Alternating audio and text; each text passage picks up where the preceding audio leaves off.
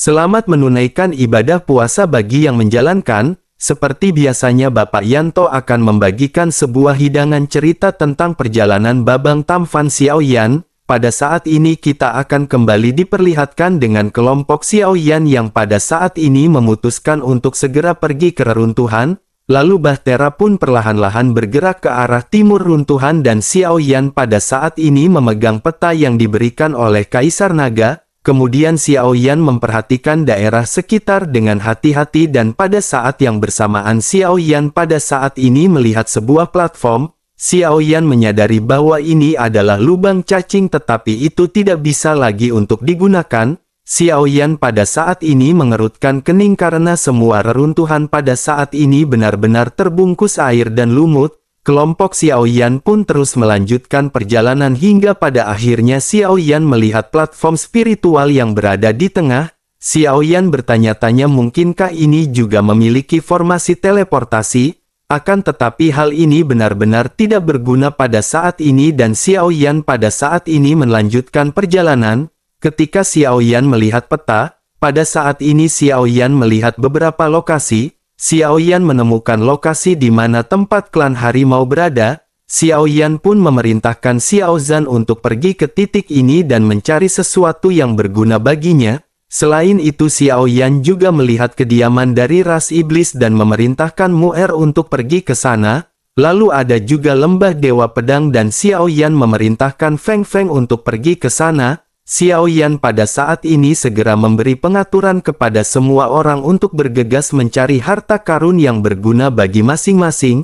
Xiaoyan pada saat ini merasa tidak terlalu khawatir karena kekuatan dari tim Xiaoyan pada saat ini sudah mumpuni. Terlebih lagi pada saat ini tidak akan ada bahaya yang terlalu mengancam bagi kelompok Xiaoyan. Sementara itu Xiaoyan pada saat ini memutuskan untuk pergi sendiri dan Xiaoyan segera berkata bahwa dirinya akan pergi sendirian.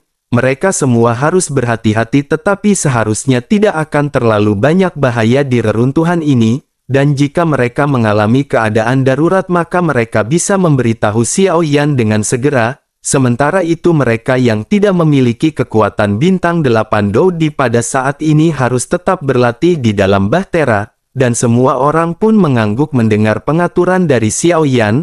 Lalu Xiaoyan pun segera membungkus semua orang dengan kekuatan ruang batas. Kemudian kekuatan ruang batas ini dapat melindungi semua orang agar tidak terkikis oleh air laut. Dan pada akhirnya Xiaoyan pun segera pergi meninggalkan semua orang. Lalu ramalan pendeta tertinggi selalu menghantui Xiaoyan. Hal itu membuat Xiaoyan ragu sepanjang waktu oleh karena itu Xiaoyan memutuskan untuk mengungkap misteri ini sendirian. Xiaoyan benar-benar ingin tahu dari mana asalnya pendeta tertinggi dan bagaimana dirinya tahu banyak kalau mengenai Xiaoyan. Xiaoyan terus memasuki reruntuhan dan pada saat ini menyadari bahwa jalan-jalan di sini masih sangat jelas. Xiaoyan pada saat ini bisa melihat reruntuhan yang sangat besar di area yang luas. Dan setelah masuk lebih dalam Xiaoyan menyadari bahwa lingkungan di sekitarnya benar-benar sangatlah sunyi. Xiaoyan pun segera menyebarkan kekuatan spiritualnya dan pada saat ini segera bergumam sepertinya tidak ada apa-apa di sini.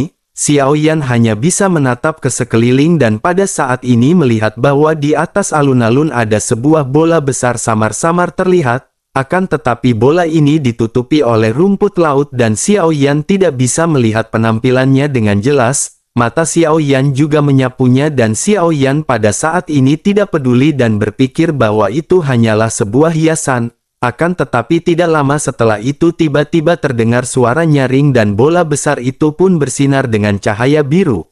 Pada saat yang bersamaan Xiaoyan merasakan arus yang kuat yang menghanyutkan semua rumput laut di bola besar. Dan pada akhirnya bola besar itu pun mengungkapkan penampilan sebenarnya. Xiaoyan seketika terkejut dan segera mendapatkan kembali energinya. Xiaoyan berbalik dan melihat bola ini dan tiba-tiba memiliki perasaan yang akrab. Xiaoyan pernah melihat bola ini sebelumnya dan itu adalah bola kristal yang sama dengan apa yang dimiliki oleh pendeta tertinggi.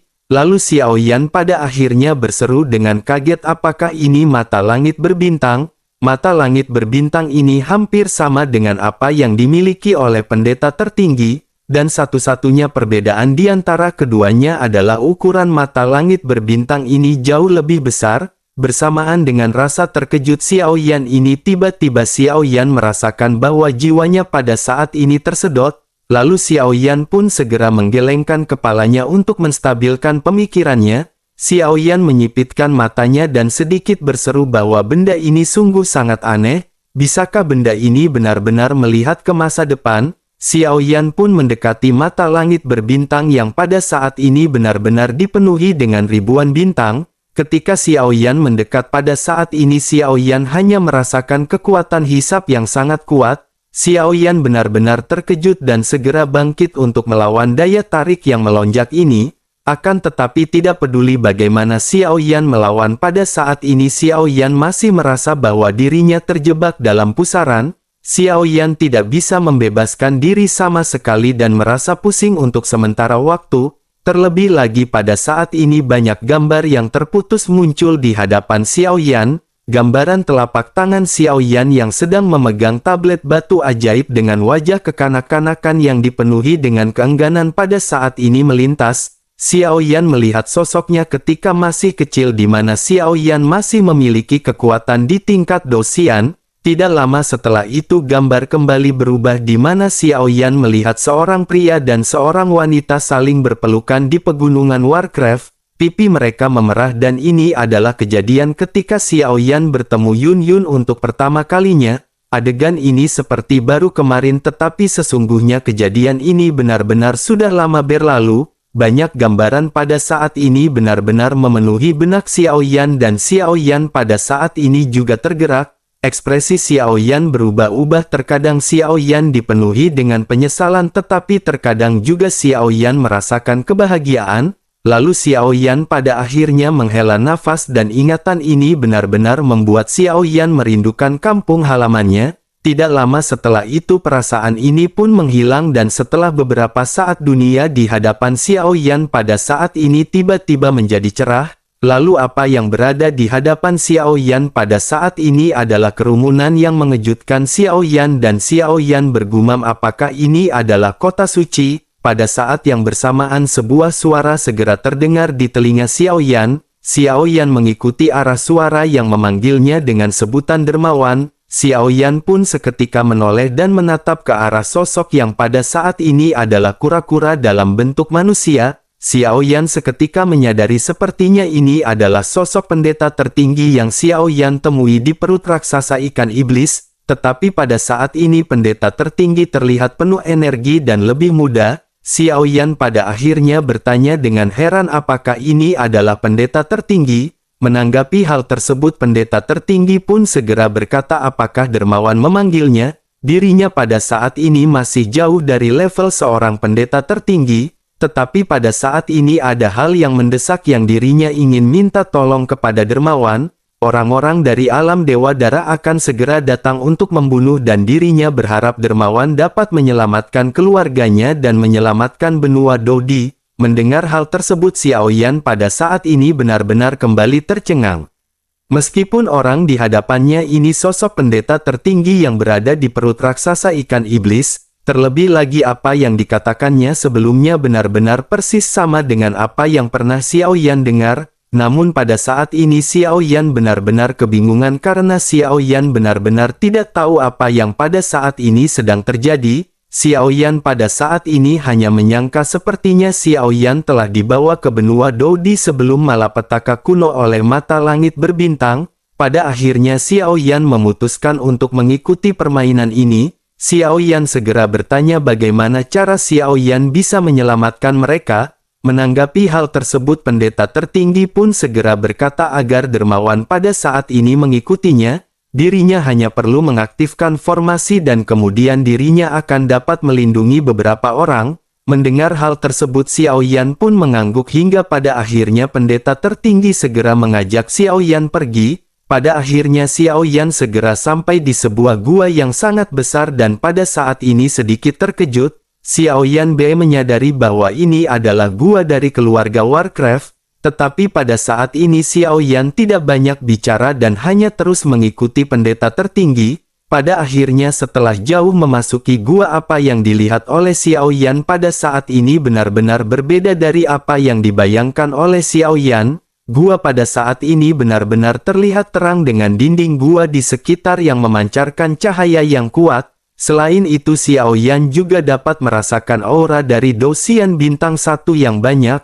Jumlah dari mereka benar-benar tidak terhitung dan kekuatan mereka benar-benar sangat kuat. Pada saat yang bersamaan pada saat ini juga melihat banyak sosok yang pada saat ini berkumpul. Banyak orang di kerumunan juga pada saat ini memandang ke arah Xiao Yan dengan terkejut. Perbincangan pada saat ini terjadi di antara mereka ketika mereka bertanya-tanya apakah ini adalah seorang dermawan yang dikatakan oleh pendeta tertinggi. Bisakah orang dengan kekuatan seperti itu menyelamatkan benua Dodi? Dirasakan tekanan yang tidak terlihat setelah mendengar perbincangan semua orang. Sementara itu pada saat ini pendeta tertinggi menatap ke arah Xiao Yan. Dirinya berkata bahwa lawan mereka pada saat ini adalah alam Dewa Darah. Malapetaka akan datang dan benua Dodi hari ini tidak bisa menjadi lawan dari alam Dewa Darah. Oleh karena itu mereka harus mengorbankan keuntungan kecil ini untuk melindungi situasi keseluruhan. Jika mereka tidak melakukan hal ini mereka akan benar-benar jatuh dalam malapetaka. Dermawan adalah kuncinya dan jika dermawan berhasil maka situasi keseluruhan akan dimenangkan. Menanggapi hal tersebut Xiao Yan pada saat ini sedikit bingung. Melihat kebingungan Xiao Yan ini pendeta tertinggi pun segera berkata bahwa dermawan adalah penguasa dunia ini. Dermawan memiliki 3 keajaiban yang tidak terhitung jumlahnya. Jika dermawan berhasil maka situasi dari keseluruhan ini benar-benar akan berhasil. Selain itu jika dermawan setuju maka pendeta tertinggi akan memberikan beberapa keajaiban. Hal ini terkait dengan nasib apakah benua Dodi dapat bangkit kembali di masa depan atau tidak. Oleh karena itu pendeta tertinggi berharap dermawan akan berpikir 2 kali. Menanggapi hal tersebut Xiao Yan pun segera berkata bahwa Xiao Yan pada saat ini sudah jatuh ke dalam situasi seperti ini. Oleh karena itu bagaimana mungkin Xiao Yan pada saat ini bisa mundur? Selain itu benua Dodi sekarang memang tidak ada sangkut pautnya dengan Xiao Yan. Tetapi benua Dodi di masa depan adalah rumah bagi Xiao Yan. Sehingga dengan begitu ada baiknya bagi Xiao Yan pada saat ini membantu pendeta tertinggi. Mendengar Xiao Yan yang pada saat ini setuju, pendeta tertinggi pun segera mengucapkan terima kasih. Dirinya lanjut menjelaskan bahwa pada saat ini mereka masih membutuhkan bantuan dermawan untuk mengaktifkan formasi. Semua orang yang berada di sini adalah eksistensi teratas di benua Dodi. Saat kritis mereka akan menjadi kekuatan yang dapat membuat benua Dodi bangkit kembali. Mendengar hal tersebut Xiao Yan pun melihat puluhan ribu orang yang pada saat ini berada di dalam gua. Akhirnya Xiao Yan menyadari bahwa pendeta tertinggi ingin orang-orang kuat ini bersembunyi di sini untuk menghindari bencana dunia. Pendeta tertinggi benar-benar tidak ingin orang-orang ini dibantai oleh alam Dewa Darah. Sehingga dengan begitu mereka akan bisa menjaga kekuatan masing-masing dan menunggu hari kebangkitan. Ketika berubah menjadi keterkejutan wajah semua orang pada saat ini dipenuhi dengan ekspresi yang luar biasa. Lalu belasan api surgawi mengelilingi Xiao Yan seperti putaran matahari. Semuanya memancarkan rasa panas yang sangat menakutkan dan membuat semua orang merinding. Roh hantu dan segel roh juga pada saat ini benar-benar menampilkan penampilan yang misterius. Melihat hal ini kerumunan pada akhirnya segera dipenuhi dengan diskusi. Mereka benar-benar terkejut karena Xiao Yan benar-benar memiliki begitu banyak 3 keajaiban sekaligus. Banyak orang yang pada saat ini bertanya-tanya bagaimana mungkin ini bisa terjadi. Mereka juga pada saat ini tentu saja mengenali peringkat dari masing-masing 3 keajaiban. Oleh karena itu pada saat ini bagaimana mungkin semua orang tidak tercengang. Sementara itu pendeta tertinggi pada saat ini menggelengkan kepalanya dan berkata bahwa dermawan sebenarnya tidak perlu seperti ini. Waktu akan membuktikan kepada mereka siapakah sebenarnya dermawan ini. Menanggapi hal tersebut Xiao Yan pada saat ini hanya tersenyum sinis dan mulai berbicara. Xiao Yan berkata bahwa dirinya benar-benar tidak senang ketika ada seseorang yang menatapnya dengan tatapan penuh penghinaan. Mulai sekarang semua orang harus bisa menahan niat membunuh dan rasa penghinaan masing-masing. Lalu ada sosok yang agak tua yang sedang duduk bersila, matanya yang telah lama tertutup pada saat ini perlahan-lahan mulai terbuka, dirinya pun memandangi Xiao Yan untuk waktu yang lama sebelum akhirnya kembali menarik pandangannya. Setelah itu sosoknya berbicara dengan lembut bahwa bocah ini berani mengejutkan orang-orang dengan kekuatan Dosian bintang 1, dirinya memiliki sedikit aura raja dan dirinya berharap pendeta tertinggi tidak salah. Setelah selesai berbicara sosok itu pun pada akhirnya kembali terdiam seperti semula, sementara itu pendeta tertinggi pada saat ini segera mulai menjelaskan kepada Xiao Yan akan berada di bawah komandonya di masa depan, mereka semua akan memiliki tujuan yang sama yaitu balas dendam. Mendengar hal tersebut pada akhirnya semua orang pada saat ini hanya bisa menundukkan kepala mereka. Sementara itu pendeta tertinggi kembali menoleh ke arah Xiao Yan dan lanjut berbicara. Dirinya berkata selanjutnya penguasa dunia akan membantu mereka mengaktifkan formasi. Semua orang akan tertidur untuk waktu yang tidak diketahui dan menunggu. Mereka akan menunggu waktu yang tepat dan hingga pada saatnya itu tiba mereka akan menjadi pasukan terkuat di benua Dodi. Pendeta tertinggi pun segera berkata bahwa pilar batu ini adalah mata dari formasi. Dermawan harus menyuntikkan kekuatan ke dalamnya hingga pada akhirnya formasi akan dapat diaktifkan. Xiao Yan pun melihat ada pilar batu yang tampaknya tidak mencolok, tetapi pada saat ini ada garis-garis yang tersebar seperti akar pohon besar dan ujung garis ini menghubungkan setiap gua. Xiao Yan pun segera berjalan ke pilar batu dan perlahan-lahan meletakkan telapak tangannya di atas pilar batu. Xiao Yan segera menggunakan semua kekuatan ruang di tubuh Xiao Yan ke dalam pilar batu, lalu dengan suntikan kekuatan ruang Xiao Yan pilar batu pun meledak menjadi cahaya biru yang menyilaukan. Kemudian kekuatan ruang Xiao Yan tampak berubah menjadi cairan biru dan perlahan mengalir di sepanjang garis di tanah. Seluruh gua pada akhirnya dipenuhi dengan warna, ada suara nafas yang ditinggalkan oleh pendeta tertinggi dan Xiao Yan. Dia berkata tampaknya terlepas dari formasi besar ini hal itu benar-benar membuat Xiao Yan pada saat ini memiliki banyak masalah. Menanggapi hal tersebut pada sulit dirinya tahu. Mendengar hal tersebut pendeta tertinggi pun berakhirnya pendeta tertinggi membimbing dermawan. Semua ini kikuk. Xiao Yan merasa seperti makhluk bodoh yang benar-benar dikerjai oleh pendeta tertinggi diam dan menerima semuanya dengan legowo. Meskipun Xiao Yan marah tetapi Xiao Yan pada saat ini memiliki sebuah kesabaran, lalu Xiao Yan pada akhirnya segera menyadari bahwa semua ini tidak diatur oleh pendeta tertinggi, sejarah tidak akan dapat diubah tidak peduli apakah pendeta tertinggi berkata bahwa semuanya pada saat ini tergantung kepada dermawan atau tubuhnya dengan cepat ditarik keluar dari dunia ini. Tetapi Xiao Yan segera menyadari bahwa pendeta tertinggi telah berjanji untuk memberi Xiao Yan 3 kali yang terdengar sosok Xiao Yan pada akhirnya dengan cepat menghilang. Ketika Xiao Yan membuka matanya lagi Xiao Yan pada saat ini benar-benar sudah kembali ke posisi semula. Xiao Yan berdiri tegak di depan mata langit berbintang. Setelah Xiao Yan kembali ke dunia nyata Xiao Yan pun segera langsung merasakan di dalam tubuhnya. Xiao Yan tidak menemukan adanya 3 keajaiban baru di dalam tubuhnya. Xiao Yan benar-benar merasa kesal dan bergumam apakah orang tua ini membohongi Xiao Yan lagi. Xiao Yan hanya bisa menggerutu dan pada saat ini matanya segala mengamati sekeliling. Xiao Yan tiba-tiba menghentikan pandangannya kepada mata langit berbintang. Xiao Yan seketika berpikir jika 3 keajaiban ini tidak ada di dalam tubuh Xiao Yan kemungkinan besar 3 keajaiban ini adalah mata langit berbintang. Berdasarkan pemikiran ini Xiao Yan pun segera meletakkan telapak tangannya di bola mata langit berbintang. Bersamaan dengan hal tersebut tiba-tiba cahaya biru mata langit berbintang seketika menyala. Cahaya ini langsung tenggelam ke tengah alis Xiao Yan dan banyak informasi yang membanjiri pikiran Xiao Yan. Xiao Yan pun langsung heran dan segera menyadari bahwa ini adalah roh hantu nomor 1.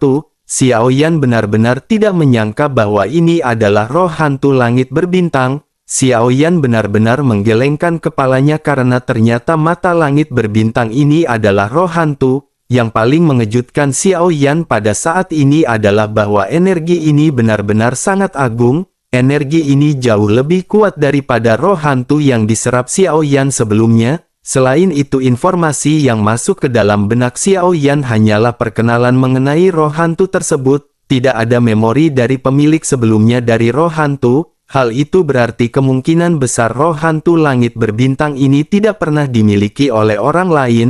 Dengan kata lain, roh hantu peringkat pertama ini benar-benar belum pernah ditundukkan. Xiao Yan pun sangat gembira karena ini berarti bahwa Xiao Yan adalah pemilik pertama dari roh hantu ini. Dengan begitu, energi yang bisa diperoleh oleh Xiao Yan benar-benar akan sangat besar. Sebelumnya Xiao Yan sangat khawatir mengenai kekuatan spiritual Xiao Yan. Kekuatan spiritual Xiao Yan benar-benar masih belum meningkat meskipun Xiao Yan sudah mencapai tingkat Dosian. Jika Xiao Yan bertemu dengan kekuatan spiritual yang lebih kuat, Xiao Yan benar-benar akan menderita di dalam pertempuran. Tetapi dengan adanya roh hantu nomor 1 di hadapan Xiao Yan, maka Xiao Yan telah benar-benar sepenuhnya menyelesaikan permasalahan ini. Roh langit berbintang ini tidak hanya memiliki energi besar tetapi juga memiliki fungsi yang sangat magis. Xiao Yan menyadari bahwa dirinya bisa melihat-lihat musuh dan dirinya bisa melihat skill bertarung dan arah serangan musuh dalam waktu 3 detik. Kemampuan dari roh hantu peringkat 1 ini benar-benar sangat misterius dan kuat. Xiao Yan menyadari bahwa saat melawan musuh yang kuat terkadang hanya butuh waktu 1 detik untuk memutuskan serangan. Dengan waktu 3 detik ini bukankah akan sangat menakutkan bagi musuh karena Xiao Yan bisa tahu apa yang dipikirkan oleh musuhnya. Tetapi meskipun begitu, pada saat ini roh hantu peringkat pertama juga memiliki beberapa persyaratan. Jika Xiao Yan memindai lawan yang terlalu kuat, Xiao Yan akan menderita serangan balik yang serius. Xiao Yan juga akan dilarang untuk menggunakannya lagi. Jika Xiao Yan menggunakannya secara berlebihan dalam waktu singkat, Xiao Yan juga akan terkena serangan balik. Xiao Yan segera menyadari bahwa kerugiannya benar-benar melebihi keuntungannya. Xiao Yan pun terus-menerus melihat informasi yang disampaikan ke dalam benaknya.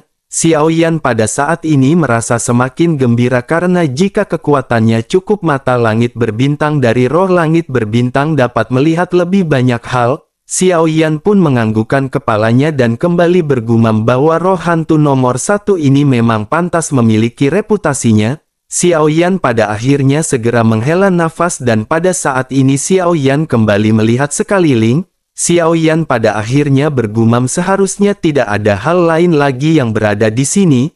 Tetapi bersamaan dengan hal tersebut, pada saat ini mata Xiao Yan tiba-tiba tertarik menuju ke arah tanah. Xiao Yan pun perlahan berjongkok menyentuh tanah dengan ringan dan mencoba mengetuknya. Upaya ini pada akhirnya segera kembali mengejutkan Xiao Yan. Suara gemuruh yang tajam pada akhirnya segera terdengar dan tanah mulai bergetar. Bebatuan di bawah mulai berjatuhan sebelum akhirnya lingkaran garis terus-menerus muncul. Tanah mulai naik terus-menerus dan Xiao Yan pada saat ini terkejut dengan apa yang berada di hadapannya. Dan apa yang menarik perhatian Xiao Yan pada saat ini benar-benar membuat mata Xiao Yan melebar. Xiao Yan bahkan tidak bisa mempercayai apa yang pada saat ini Xiao Yan lihat. Di depan Xiao Yan yang pada saat ini ada platform dengan 5 sinar cahaya di atasnya. Dalam sinar cahaya Xiao Yan bisa melihat api surgawi, roh hantu dan segel roh. Xiao Yan menghitung semuanya di mana ada 5 keajaiban yang tersembunyi di sini.